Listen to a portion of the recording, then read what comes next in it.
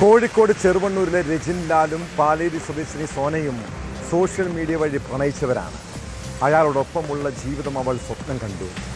എന്നാൽ കല്യാണം കഴിക്കാൻ രജിന് താല്പര്യമില്ലെന്ന് പറഞ്ഞതോടെ ആത്മഹത്യാ ശ്രമം വരെ നടത്തി.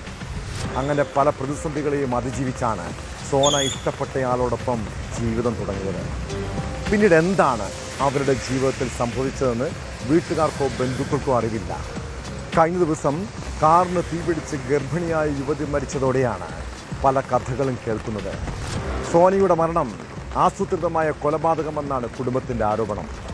ഭർത്തൃ വീട്ടിൽ തനിക്ക് വലിയ സമ്മർദ്ദമുണ്ടെന്ന് സോന വെളിപ്പെടുത്തിയിരുന്നതായി ബന്ധുക്കൾ പരാതിയിൽ പറയുന്നു.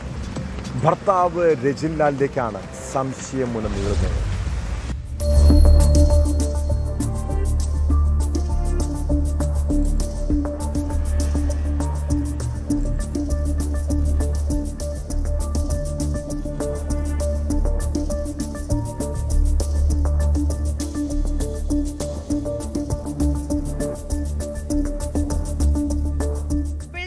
രാത്രി 9:15 ചെറുവണ്ണൂർ കക്കറമുക്ക് റോഡിലായിരുന്നു സംഭവം. 6 മാസം ഗർഭിണിയായ സോന ഓടിക്കൊണ്ടിരുന്ന കാറിന് തീപിടിച്ചാണ് പൊള്ളലേറ്റ് മരിച്ചത്. സംഭവത്തിൽ ഭർത്താവ് രജിൻ ലാലിനെതിരെ ഗുരുതരമായ ആരോപണങ്ങളാണ് യുവതിയുടെ കുടുംബം ഉന്നയിക്കുന്നത്. ഇതൊരു ആസൂത്രിത കൊലപാതകമാണെന്ന് സംശയിക്കുന്നതായി സോനയുടെ അമ്മാവൻ AK സത്യൻ ആരോപിച്ചു. കാറിന്റെ മുൻഭാഗവും പിൻഭാഗവും കത്താതെ ഉൾവശം മാത്രം കത്തിയത് ദുരൂഹത ഉണർത്തുന്നു. ഷോർട്ട് സർക്യൂട്ട് കാരണമാണ് തീപിടിച്ചതെങ്കിൽ കാർ ഇത്തരത്തിൽ കത്തിയമരില്ല. മനഃപൂർവ്വം കാർ കത്തിച്ചതുപോലെയാണ് തോന്നുന്നതെന്നും അദ്ദേഹം പറഞ്ഞു. വളരെ ദുരൂഹതമായ സംഭവമാണ് കാണുന്നത്. അവിടെയുള്ള അയൽവാസികളൊക്കെ നാട്ടുകാർ പറഞ്ഞത് ഇത് നല്ല ശബ്ദത്തോടു കൂടിയ പൊട്ടിയിരിക്കുന്നതെന്നാണ്.